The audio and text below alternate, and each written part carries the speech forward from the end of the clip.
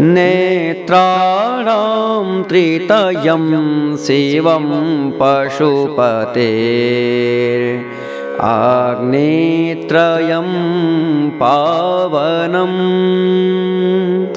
पुण्यं विष्णुपदत्रयं त्रिभुवनं ख्यातं चरामत्रयम्